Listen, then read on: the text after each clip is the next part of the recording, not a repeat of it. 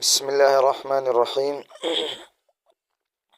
کل بھی ایک سبق پڑھایا تھا اور آج بھی ایک سبق ہو گیا ہے، تو چلو ابھی اگلے سبق کی طرف جاتے ہیں۔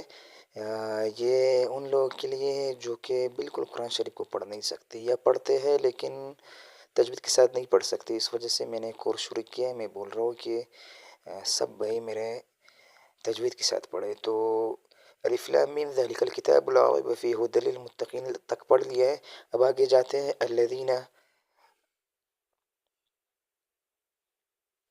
الذین یہ الذین ہیں ذال جو ہے بعض لوگ الذین پڑھتے ہیں، الذین بالکل غلط ہے۔ میں نے کل بھی سبق میں پڑھایا تھا، میں نے کہا تھا کہ نرم حروف تین ہے، ثا ہے، ذال ہے، ظا ہے۔ زبان کو اٹھا کے اوپر والے دانتوں کے اوپر رکھیں گے تو اس سے ذال ادا ہو جائے گا، تو ہم پڑھیں گے ذال الذین۔ ذال کے بعد جو ہے یا ہے، یا ساکن اور اس کے پیچھے زیر ہے، اس کو یا مدہ کہا جاتا ہے، تو اس کو ہم ایک الف کی بقدر کھینچیں گے، پڑھیں گے الذین۔ آگے ہے یؤمنون بالغیب، یؤمنون میں یہ جو واو ہے، جہاں بھی واو ساکن آ جائے، یہ رہا واو ساکن جہاں بھی آ جائے اور اس کے پیچھے جب پیش ہو تو اس کو واو مدہ کہتے ہیں، تو وہ بھی یا کی طرح ایک الف کے بقدر کھینچیں گے۔ یؤمنون بالغیب ویقیمون الصلاة ومما رزقناہم ينفقون۔ ومما ایک الف لام میم میں بھی گزر گیا تھا، مما جہاں بھی میم کے اوپر شد آ جائے یعنی میم مشدد آ جائے وہاں غنہ ہوتا ہے، تو ہم پڑھیں گے ومما رزقناہم ينفقون۔ ينفقون میں بھی غنہ ہوتا ہے، ينفقون۔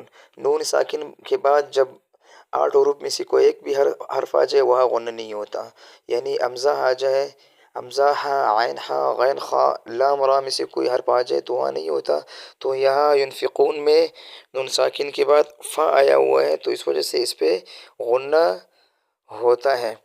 آگے جاتے ہیں والذین، والذین بھی الذین کی طرح ہے، یؤمنون ایک گزر گیا ہے، بما انزل، بما انزل، بما میں مد ہے، ایک مد ہم نے الف لام میم میں پڑھا تھا تو وہ بڑا مد ہے، یہ چھوٹا مد ہے اور یہ 3 الف کی بقدر کھینچیں گے۔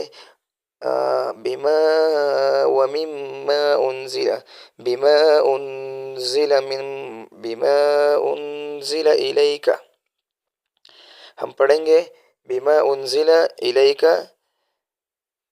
آگے ہے وما انزل، یہ رہا وما میں بھی مد ہے، وما انزل من قبلک، من قبلک، یہاں بھی نون ساکن کے بعد قاف آیا ہوا ہے، تو جہاں نون ساکن کے بعد 8 حروف میں سے کوئی ایک حرف نہ ہو، حروف ہلکی میں سے اور لام را میں سے کوئی ایک حرف بھی نہ ہو تو وہاں غنہ ہوتا ہے۔ یہاں دیکھو من ہے اور من میں نون ساکن ہے، نون ساکن کے بعد قاف آیا ہوا ہے، تو ہم پڑھیں گے نون ساکن اس کو کہا جاتا ہے جب نون کے اوپر ساکن آ جائے، سکون جیسے، یہ الٹا پیش کی طرح ہوتا ہے۔